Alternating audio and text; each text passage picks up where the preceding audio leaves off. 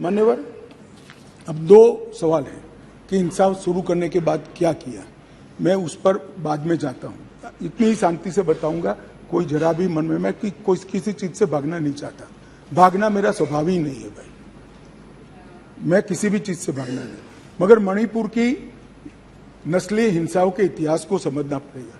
1993 में श्री पीवी नरसिम्हा राव जी प्रधानमंत्री थे, राजकुमार दोरोन्द्र सिंह कांग्रेस के नेता मुख्यमंत्री थे और नागा कुकी संघर्ष हुआ। नागा कुकी भी नस्लीय हिंसा थी और उस वक्त 750 लोग मारे गए, 200 लोग घायल हुए, 45,000 लोग शरणार्थी थे और 1.5 साल तक ये हिंसा अविरत रूप से चलती रही। अब ये कहते हैं प्रधानमंत्री जी क्यों नहीं बोले? भाई 700 लोग मारे गए थे, 200 लोग घायल हुए, 45,000 लोग शरणार्थी बने। आपको मालूम है जवाब किसने दिया? मान्यवर, इनको मालूम है जवाब किसने दिया? MOS राजेश पायलट। और ये मुझे नहीं बोलने देते। मान्यवर, इतनी जघन्य घटना हुई, भारत सरकार से किसी ने मुलाकात की क्या था? ट्राइबल मिनिस्टर गया? ना जी। समाज कल्याण विभाग के मंत्री गए? ना जी। होम मिनिस्टर का question does not arise. MOS गए? ना जी। और ये पूछते हैं हमें कि प्रधानमंत्री क्यों नहीं गए? अरे भाई, आप जरा देखिए कि नस्लीय हिंसाओं का इतिहास, मैं पूरा बताता हूं इतिहास, मुझे जल्दबाजी नहीं है, बड़ा महत्वपूर्ण मुद्दा है, मुझे पूरा बताना है इतिहास। संसद के अंदर विपक्ष बोलते बोलते थक गया, गृह मंत्री जवाब देने के लिए खड़े नहीं हुए, MOS ने जवाब दिया मान्यवर, और ये लोग प्रधानमंत्री जवाब दे वो मांग से पूरा पार्लियामेंट होल्ड करे हुए। मान्यवर, 1993 में दूसरी बार संघर्ष हुआ, मतई पंगल संघर्ष हुआ, 100 लोग मारे गए, वो भी 1 साल तक चला और राज्यसभा में गृह मंत्री ने जवाब दिया, बस, लोकसभा में नहीं। और ये कह रहे हैं प्रधानमंत्री जवाब दे। मुलाकात की? किसी ने नहीं की, ना गृह मंत्री ने, ना MOS ने, किसी ने नहीं की। फिर इंदर कुमार गुजराल आए 97-98 में, कुकी पाइते संघर्ष हुआ, 350 लोग मारे गए, 1 साल तक संघर्ष चला। ये भी नस्लीय हिंसा है।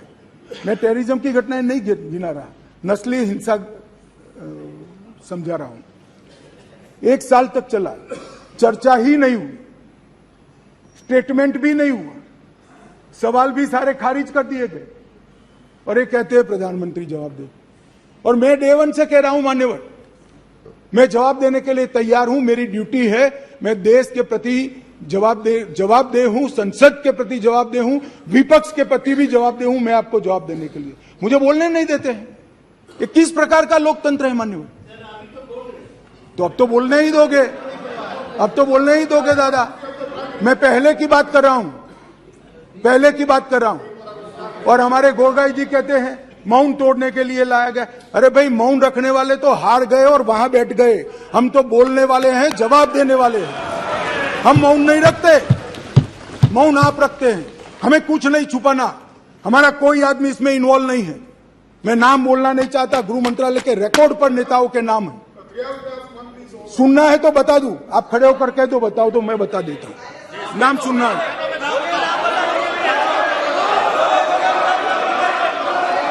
मान्यवर, बाद में 2004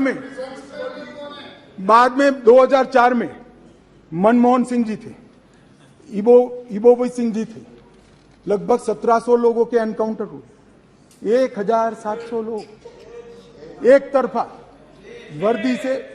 ऐसा वहां मानते, मैं नहीं मानता, मैं तो व्यवस्था में विश्वास रखने वाला हूं। वहां लोग मानते वर्दी से की हुई नस्ली हिंसा थी। 1700 सुप्रीम कोर्ट ने संज्ञान लिया, ढेर सारी SITयां बनी, मगर किसने जवाब दिया? कोई नहीं, एक चर्चा नहीं, ना MOS, ना मिनिस्टर। अब मुझे बताइए भाई, चिदम्बरम साहब थे और वहां राज्यसभा में मेरा हिसाब मांगते थे, मुझे बोलने नहीं देते। मैं आपके माध्यम से देश की जनता को कहना चाहता हूं, ये परिस्थिति जन्य नस्लीय हिंसा है, इसको राजनीति का मुद्दा नहीं बनाना चाहिए।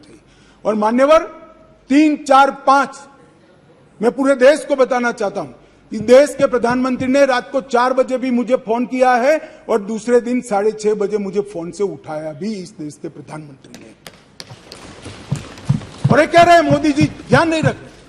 मान्यवर 3 दिन तक लगातार हमने यहां से काम करने का काम किया, 16 वीडियो कॉन्फ्रेंस करी, 36,000 लोग सिक्योरिटी फोर्सेस सीएपीएफ के वहां पहुंचाए, वायुसेना के विमानों का उपयोग किया, चीफ सेक्रेटरी बदल दिया गया, डीजीपी बदल दिया गया, सुरक्षा एडवाइजर भेज दिया गया, चीफ सेक्रेटरी भारत सरकार ने भेजा, डीजीपी भारत सरकार ने भेजा, सुरक्षा एडवाइजर भारत सरकार। ये सब 4 तारीख की शाम को समाप्त हो गया था। 3 को हिंसा हुई, 4 तारीख को समाप्त हो गया था।